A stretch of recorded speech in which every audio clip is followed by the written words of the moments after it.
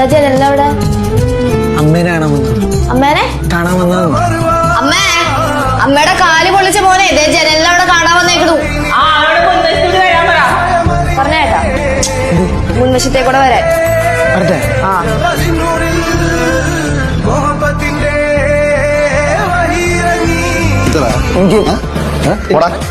എനിക്ക് എന്റെ അമ്മേനെ കാണണം. അമ്മമ്മ എനിക്ക് എന്റെ അമ്മേനെ കാണിച്ചു തരാൻ പറ.